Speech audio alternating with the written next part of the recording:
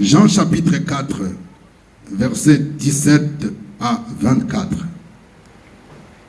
Nous lisons dans Jean chapitre 4, versets 17 à 24.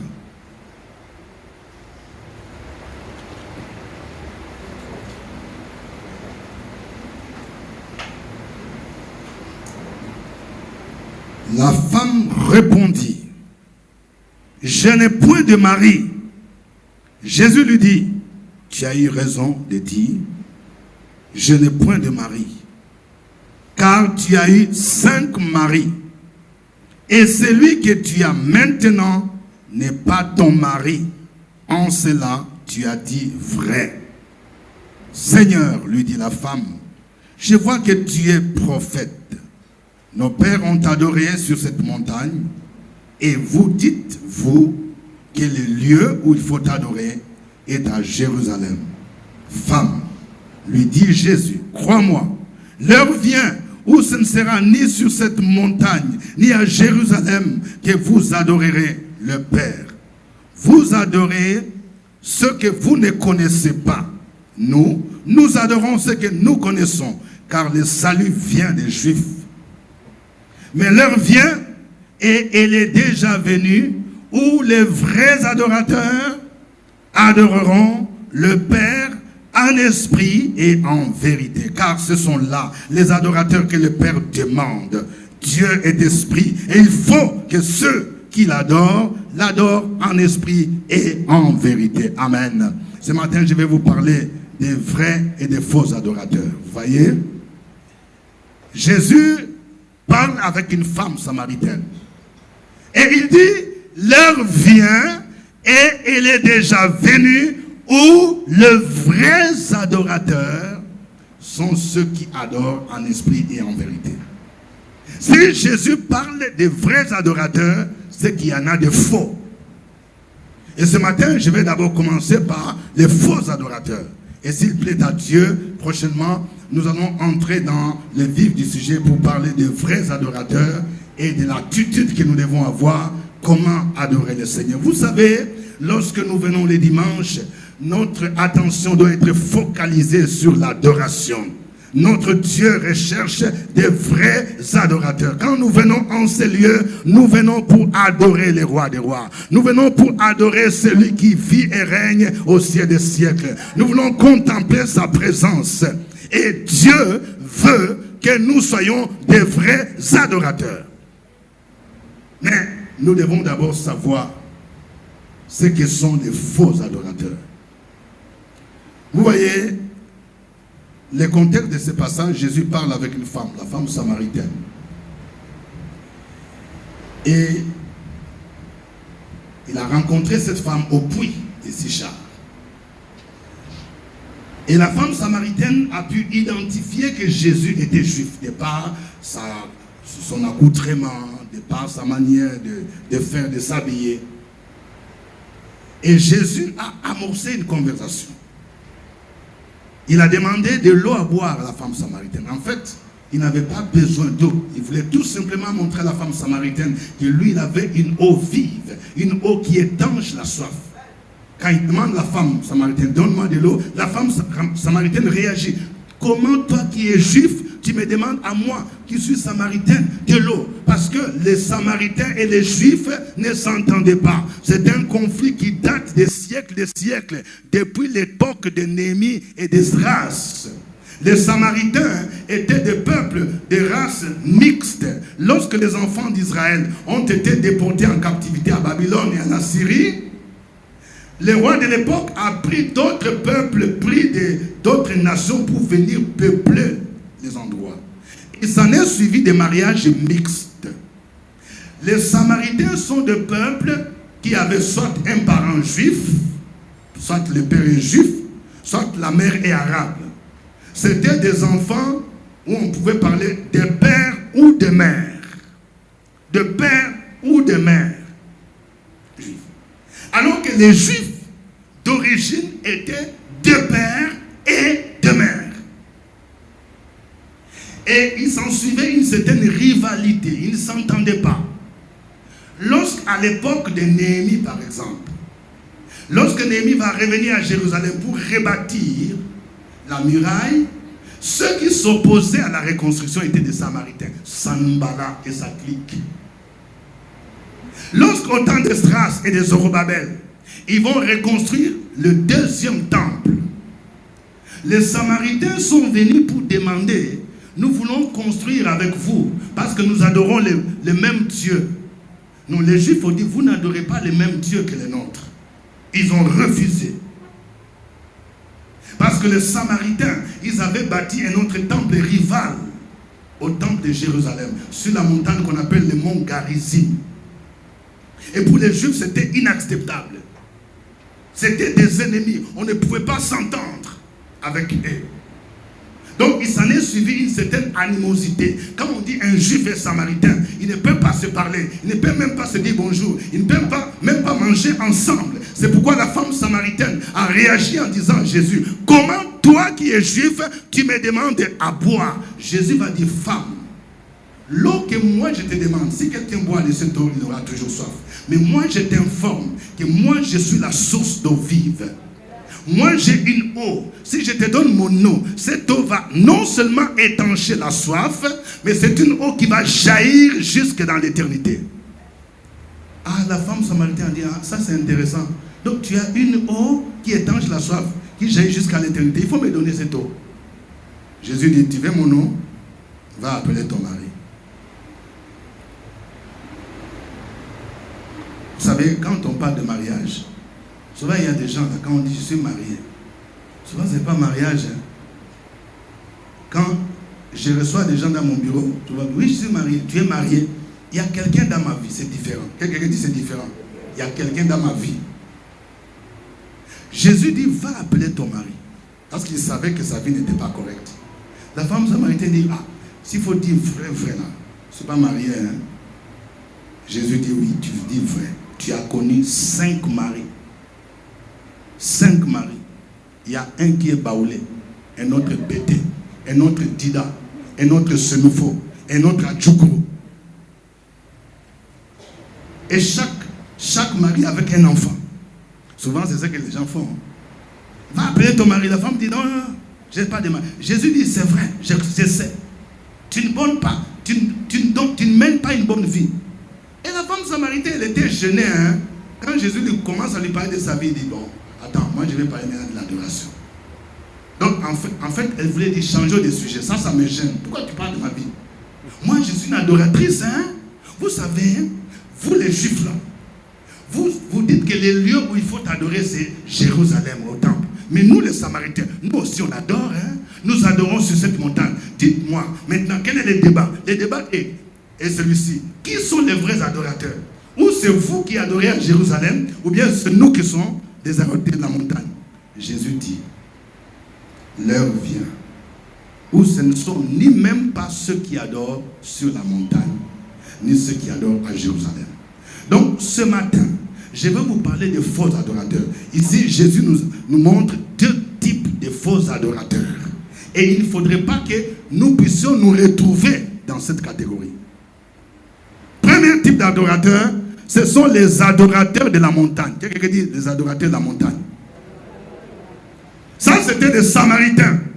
Ils adoraient sur la montagne. Ils adoraient les dieux des montagnes.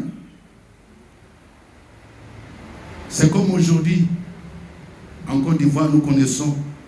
Il y a des gens qui ont leur divinité. Hein. Il y a des gens qui s'en vont sur des montagnes et invoquer je ne sais pas quel esprit. Il y a d'autres qui s'en vont invoquer les esprits des eaux.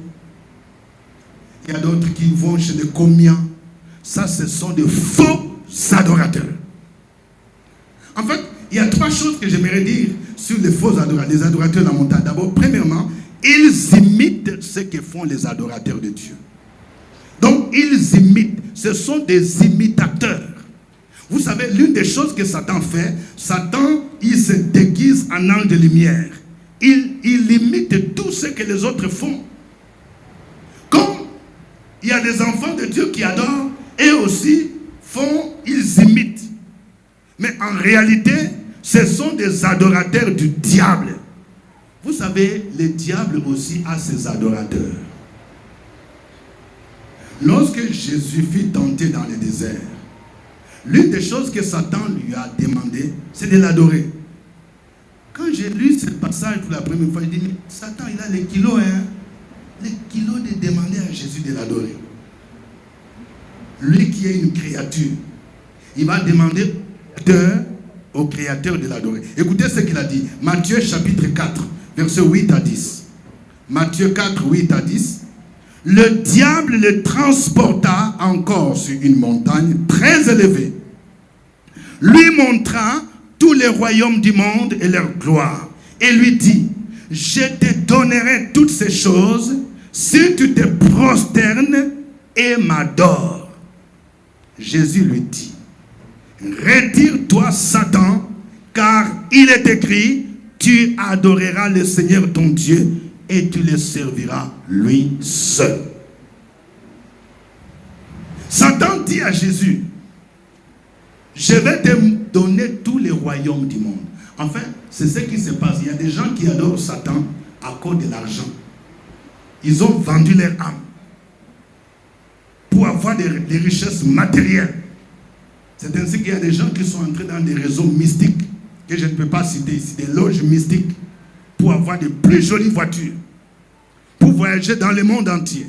Mais la Bible dit, à quoi sert-il à un homme de gagner le monde entier s'il perdait quoi?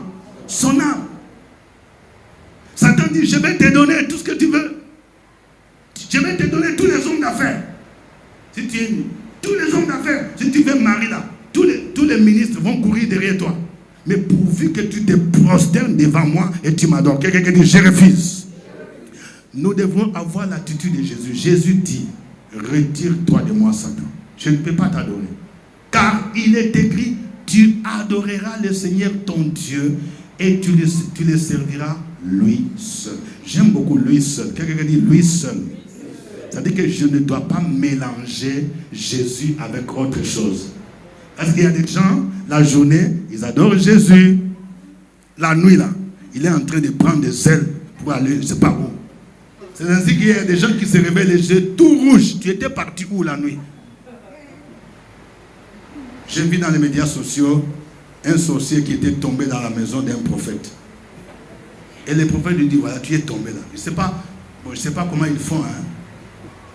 Il semble qu'il y a des gens qui ont des carburants. Ils prennent des avions, si c'est des balais, et puis le carburant va finir. Et je vais avertir, s'il y a quelqu'un là, tu prends ces avions-là, je vais te dire, cette semaine-là, ton carburant va finir. Et tu vas tomber quelque part. Vous n'avez pas de problème qu'il y a en Ukraine là-bas.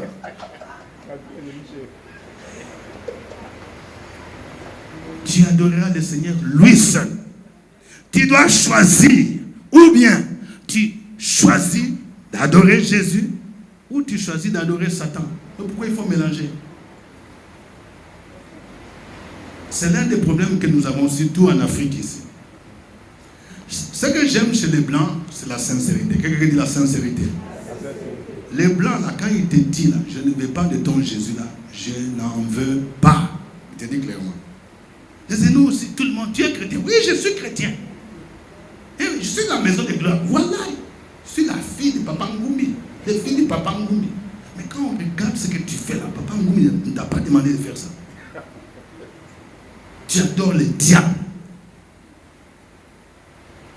Donc, les adorateurs de Satan, ils imitent ce que font les autres. Deuxièmement, les adorateurs de Satan, ils ne connaissent pas le vrai Dieu. Ils n'ont pas une connaissance personnelle de ce Dieu-là. Ils n'ont pas tissé une relation personnelle avec Dieu. C'est pourquoi Jésus dit à la femme samaritaine, vous adorez ce que vous ne connaissez pas. Parce qu'en fait, les Samaritains étaient un peuple qui croyait connaître le vrai Dieu. Ils ont bâti un temple sur le mont Garizim. Et ils disaient, nous adorons Dieu. Jésus dit, mais vous ne connaissez pas ce Dieu-là. Quand on parle de la connaissance du Dieu ici, il s'agit d'une connaissance, d'une relation personnelle. Vous savez, quand souvent on demande à quelqu'un, est-ce que tu connais le président de la République? Oui, je le connais. Tu connais le président de la République de la Côte d'Ivoire? Oui, je les connais. Tu donnes les noms. Mais est-ce que lui te connaît? Il ne te connaît pas. Quand on parle de connaître quelqu'un là, ça veut dire qu'il y a une relation. Ce n'est pas connaître des noms, connaître des visages. Les faux adorateurs, tu connais Jésus? Oui, je connais. Je connais Jésus, je le connais. Et Jésus, il est le Fils de Dieu. Il est mort sur la croix. Donc c'est des bouches, c'est là. Mais il n'a pas tissé une relation personnelle. Jésus dit dans Apocalypse 3, verset 20, écoute, je me tiens à la porte et je frappe. Si quelqu'un entend ma voix et fait quoi? Ouvre la porte. J'entrerai chez lui. Je souperai avec lui, lui avec moi. Si quelqu'un, tu as fait une rencontre personnelle avec Jésus, comme moi je l'ai faite, le 30 octobre 1984, il doit s'en suivre un changement. La Bible nous dit, si quelqu'un est en Christ, il est une nouvelle créature. Les choses anciennes sont comment? Sont passées, toutes choses sont devenues nouvelles. Connaître Dieu, ce n'est pas venir tous les dimanches à la messe ou au culte, ou avoir une grosse Bible.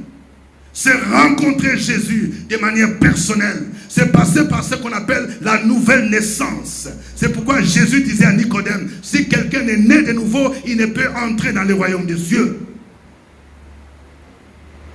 Mais les adorateurs des montagnes, ils ne connaissent pas Dieu. Ils ne connaissent pas Dieu.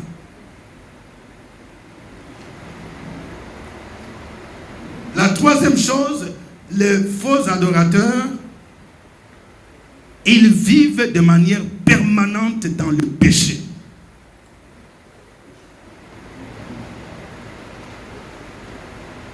Regardez la femme samaritaine. Elle qui parle de l'adoration. Mais c'est elle-là qui a connu 5 maris. De quelle adoration elle parle? Il y a des gens qui connaissent tous les cantiques du monde. Mais tu n'as pas encore abandonné ta vie. Jésus dit, va appeler ton mari. En fait, la femme samaritaine, c'était l'équivalent d'une femme prostituée. Il y a des gens qui adorent le Seigneur. Tu vas adorer Dieu dans une chambre d'hôtel avec mari d'autrui.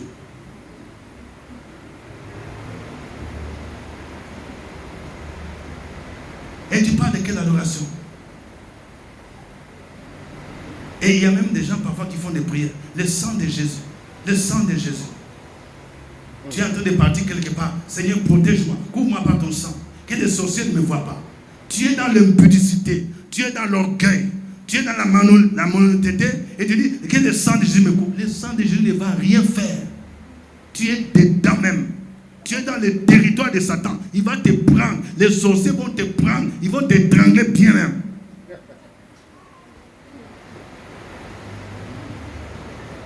La femme samaritaine, elle vivait dans le péché. Et nous nous adorons. Vous adorez qui? Avec cette vie-là. Vous adorez qui? Deuxième type d'adorateurs, des faux adorateurs, ce sont les adorateurs de Jérusalem.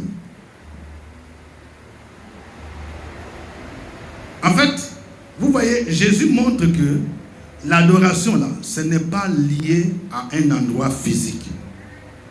Aux montagnes de Garizim, au Jérusalem. Je vais vous dire une chose sur Jérusalem. Vous savez, il y a beaucoup de gens qui veulent aller en Israël. Je n'ai rien contre cela. Mais ce qui m'étonne, c'est le fait qu'il y a des gens qui pensent que c'est en foulant les pieds en Israël là, qu'ils vont recevoir une bénédiction spéciale. Quelqu'un dit c'est faux.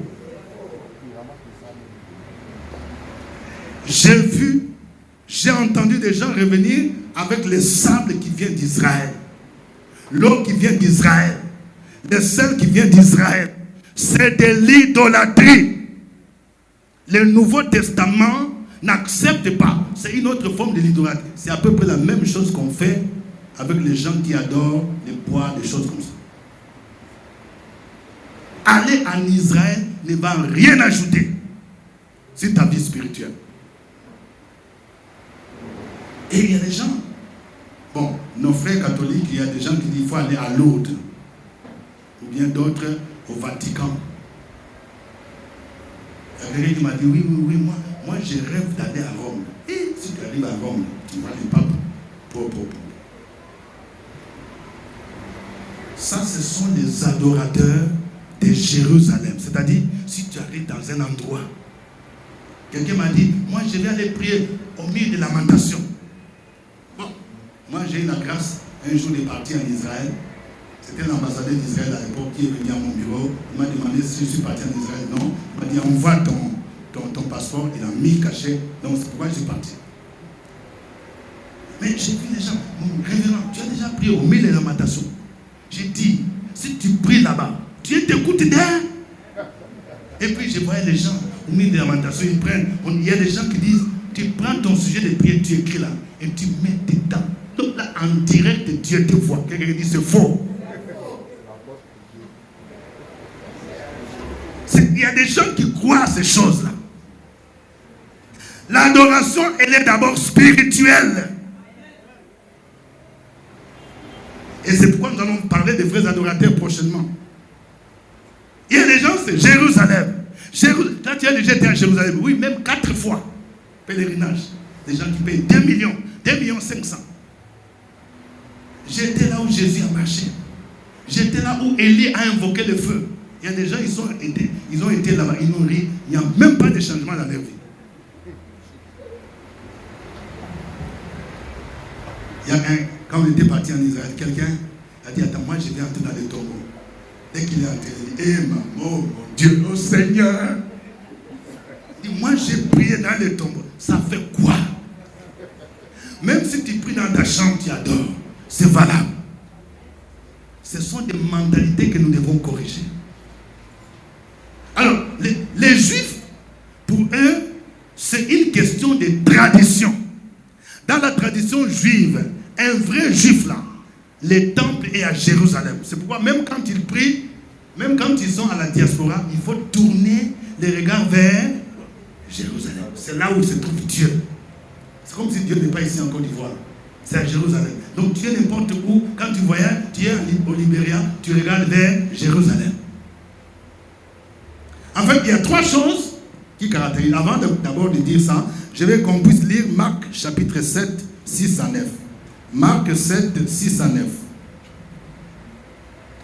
Marc 7, 6 à 9. Jésus leur répondit, hypocrite, Ésaïe a bien prophétisé sur vous, ainsi qu'il est écrit, ce peuple m'honore des lèvres, mais son cœur est éloigné de moi.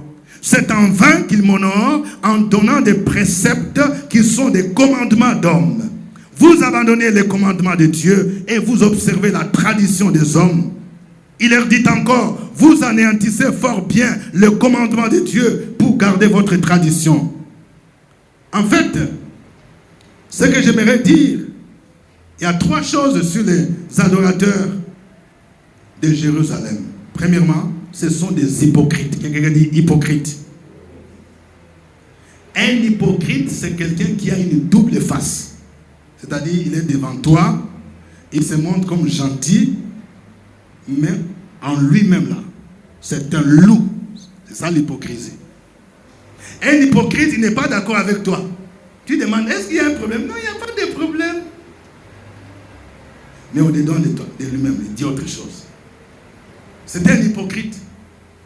Un hypocrite, tu lui demandes foutu. Tu demandes à manger, on mange. Hein? Il y a quelqu'un qui disait, mais il a demandé on mange. Hein?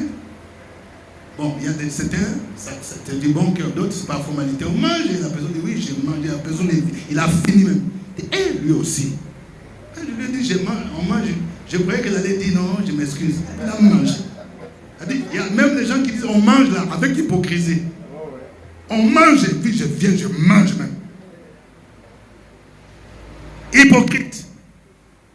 Jésus disait aux pharisiens, les pharisiens étaient parmi les juifs, les gens qui étaient toujours à Jérusalem. Toutes les fêtes là, à Jérusalem. Jérusalem, il dit, vous êtes des hypocrites. Hypocrites. Il dit, vous m'honorez des lèvres. Vous entendez Alléluia. Oh mon âme, bénis l'Éternel. Mais l'âme là, ce n'est pas les lèvres. L'âme là, c'est à l'intérieur. Ton âme est sale. Oh mon âme. Mais tu vis une vie qui n'est pas propre. Il y a même des gens avant de venir dimanche, samedi tu étais où? Demande à ton mari, samedi tu étais où même? Et dimanche tu viens. Hypocrite. Les hypocrites, ils ont l'extérieur qui est beau, mais l'intérieur est sale. Je peux porter toutes les uniformes. Je peux avoir toutes les versions de la Bible. Je viens les dimanches. Comme ça. Ça, c'est l'extérieur. Je peux parler même en langue. Je vais vous dire, le parler en langue, ce n'est pas la sommité de la spiritualité. Il y a des parler en langue qui viennent des démons, de Satan.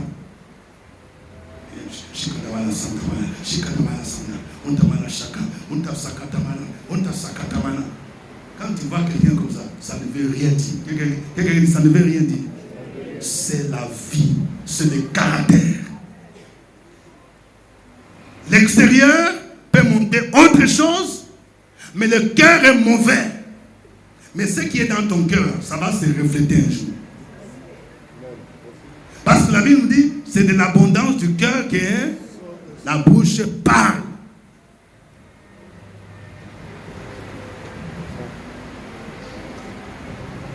Jésus parlait des pharisiens. Écoutez, il a dit, malheur à vous, scribes et pharisiens, hypocrites, parce que vous ressemblez à des sépulcres blanchis, qui paraissent beaux au dehors, et qui au dedans sont pleins d'ossements, de morts et toute espèce d'impureté.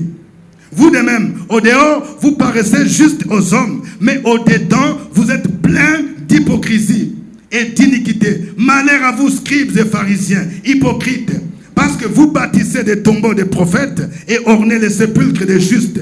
Et que vous dites, si nous avions vécu du temps de nos pères, nous ne serions pas joints à eux pour répandre le sang des prophètes. Vous témoignez ainsi contre vous-même que vous êtes des fils de ceux qui ont tué les prophètes. Comblez donc la mesure de vos pères, serpents, race de vipères. Comment échapperiez-vous au châtiment de la guerre? Jésus utilise des images ici pour montrer ces faux adorateurs de Jérusalem. Les tombeaux blanchis. Quelqu'un dit tombeaux blanchis. Quand vous allez à Williamsville, là, il y a des gens qui ont fait, on appelle ça comment? Caveau. Hein? Il y a des gens, on dirait vraiment, ils ont construit, hein? On dit ça c'est caveau. Donc, au mausolée, où toute la famille. Bon, tombeau là, même si tu mets carreau là, ça va faire comment? Tu mets marbre. Tombeau blanchi, ça veut dire quoi? Ça veut dire que tu es un cadavre, tu es mort spirituellement. Mais tu portes de grosses Bibles. Tu lèves les mains pour adorer. Mais tu es un tombeau comme blanchi. On met marbre, on met même, je ne sais pas, quelle couleur là. Ça reste un tombeau. Ce qui est dedans là, ce sont des morts, ce sont des ossements. Donc il y a des gens qui sont comme des tombeaux, mais blanchis à l'extérieur. Je suis chrétien, je suis chrétienne, je suis homme de Dieu, je suis serviteur de Dieu. Deuxième image, il dit, ce sont des vipères. Quelqu'un dit vipère. La vipère est un serpent venimeux. Très dangereux. Mais il semble que la vipère essaie de passer par un processus qui ressemble à la métamorphose. C'est-à-dire, à un moment donné, la vipère enlève sa peau. Et puis, quand il enlève sa peau, la vipère semble rajeunie. Alors, si quelqu'un ne connaît pas la vipère, il dit, la vipère a changé d'air. Mais l'intérieur, le venin est toujours là. Tu t'approches, la vipère, elle va faire quoi? Elle va te piquer. Il y a des gens qui viennent à l'église, ce sont des vipères. Ils ont des venins en eux. Tu t'approches de lui, il va te piquer. Il va te piquer. Mais il dit, je viens adorer. Tu adores qui? Tu es un hypocrite. Je ne voudrais pas qu'ici, il y ait de telles personnes. Si vous êtes là, changez de vie. Deuxième chose qui caractérise les adorateurs de Jérusalem, ils sont attachés à la tradition et non à la parole. Quelqu'un qui dit la tradition et non la parole. Vous savez, l'une des choses qui nous différencie de nos frères catholiques, c'est quoi? C'est que selon ce qu'on appelle la réforme du XVIe siècle, nous sommes les héritiers de la réforme du XVIe siècle, d'un certain Jean Calvin, d'un certain Martin Luther. Parce que Jean Calvin et Luther ont dit que nous avons la Bible seule comme élément de foi. C'est ce qu'on appelle en latin sola scriptura. Sola scriptura. C'est-à-dire l'écriture seule. Si quelque chose n'est pas dans la Bible, on ne croit pas. Mais nos frères catholiques disent, ah, il n'y a pas que la Bible. Il y a la Bible et la tradition de l'Église. Tout n'est pas dans la Bible. Par exemple, si on me dit, est-ce que, comment se fait-il que vous dites que Marie est montée au ciel? L'Assomption. Montre-moi dans quel verset. Un catholique va te dire, non, ce n'est pas dans la Bible, mais c'est dans la tradition. Donc nous croyons et à la Bible et à la tradition. Mais nous, les évangéliques, nous disons sola scriptura, c'est-à-dire la Bible seule. Et nous voyons que déjà au temps de Jésus, Jésus reprochait à ceux qui mettaient l'accent sur la tradition. Voyez, il mettait l'accent sur la tradition et non à la parole de Dieu. Les traditions. Et même dans nos églises aujourd'hui protestantes évangéliques, nous commençons encore à avoir des traditions. Vous entendez par exemple les gens dire, oui, nous là, les baptistes, depuis le temps des missionnaires, les femmes se trouvent à gauche, les hommes à... Bon, dites-moi, si c'est quelle base biblique? Non, c'est comme ça, les missionnaires nous ont dit ça. D'autres disent, nous on prie les mains en l'air, les pieds je ne sais pas où. Bon, c'est quelle la base biblique? Non, c'est comme ça. C'est une tradition. Chez nous là, on ne prie pas en langue. Je suis parti quelque part où j'étais invité, quand je devais prier pour chasser les démons, et les gens ont dit, donc celui qui m'a invité, ici ça ne se fait pas. C'est interdit. Interdit de chasser les démons. Il dit, ah bon? Tu dis, démon là, c'est ton cousin ou bien c'est quoi? Il dit, non, chez nous c'est interdit. C'est-à-dire, ça c'est la tradition de l'église. Ce n'est pas la parole de Dieu. J'ai dit, mais dans la Bible là, Jésus a chassé les démons. Mais vous suivez quoi? Non, ça c'est la tradition. Dans notre église, c'est comme ça. Donc, vous suivez la tradition ou bien vous suivez la parole de Dieu. Vous voyez, il y a beaucoup d'autres choses que les gens font par tradition. Il y a des gens qui vont pèlerinage en Israël par tradition. Célébration des grandes fêtes. Il y a des chrétiens des grandes fêtes. Pâques là, c'est à Pâques que tu vas les voir. Ou, ici en Côte d'Ivoire, on a ajouté Pakinou. Tous les brous, les konans, les kwasi. Donc tout ça. Mais ça, ce sont les brous, les konans, les kwasi qui ne sont pas renouvelés. Les konans, kwasi, les brous qui sont restaurés, vous n'allez pas les voir dans Pakinou là-bas. Parce qu'ils connaissent le vrai Dieu. Amen. Donc c'est la tradition. Si vous te demandez, dis-moi Pakinou là, c'est quoi dans la Bible? Non, ça c'est dans la tradition baoulée. Donc il y a beaucoup d'autres choses que les gens font. Et Jésus va dire aux pharisiens là, vous les juifs là, mais vous observez la tradition des hommes. On doit se laver les mains avant de manger.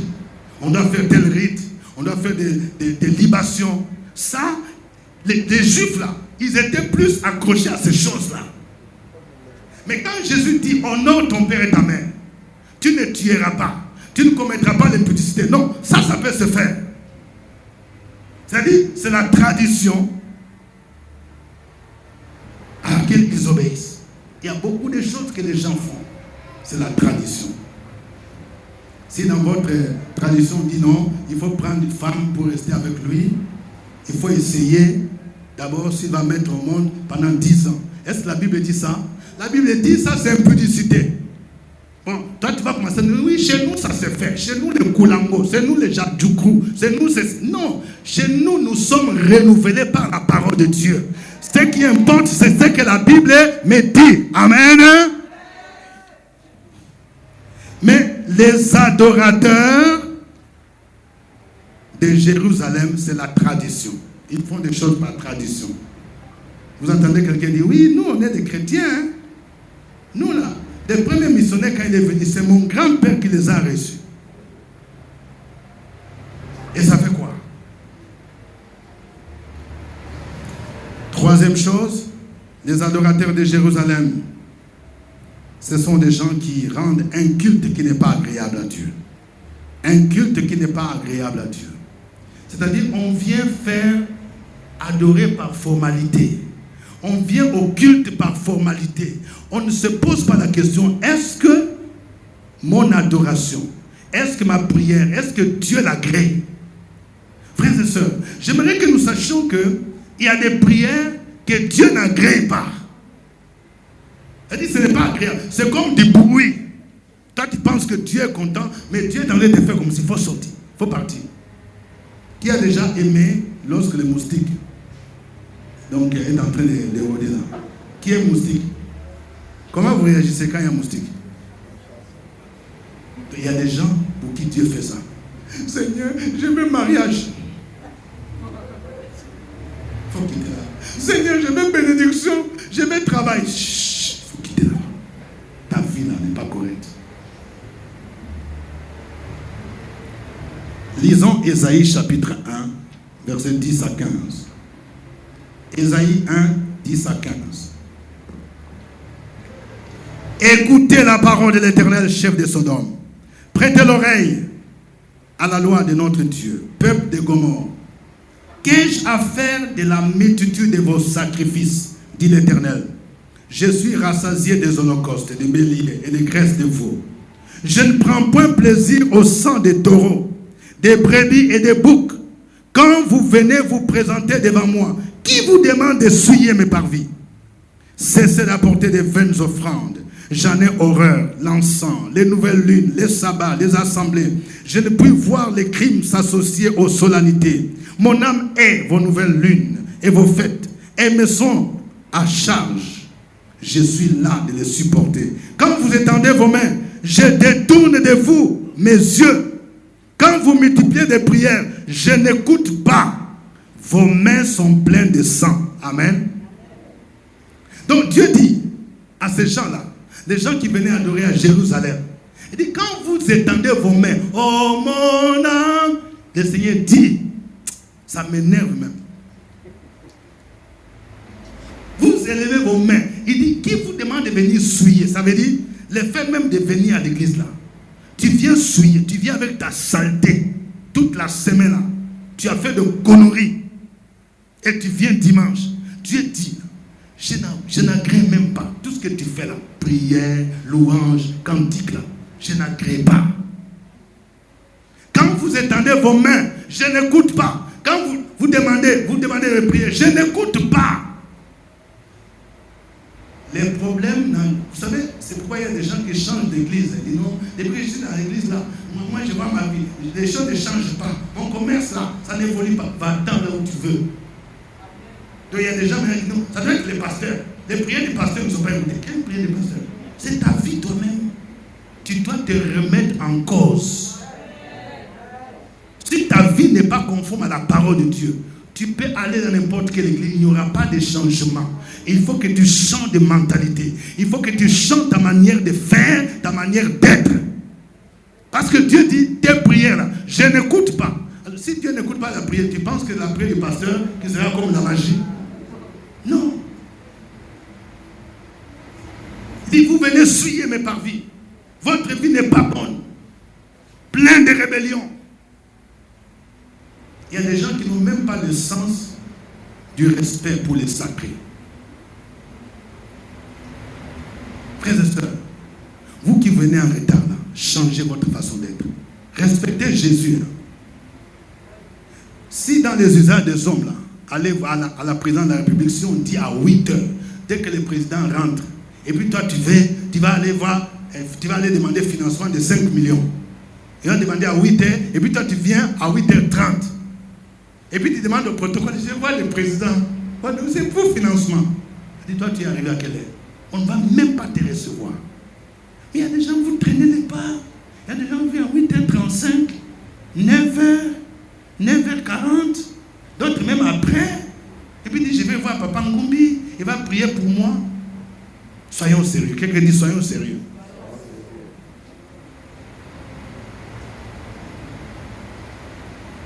Le Seigneur dit, je n'écoute pas vos prières parce que vos mains sont pleines de sang. Quelqu'un va dire, moi, mes mains n'ont pas de sang. Moi, j'ai lavé ma main. C'est sur le plan spirituel. Les mains pleines de sang, ce sont des mains qui haïssent les prochains.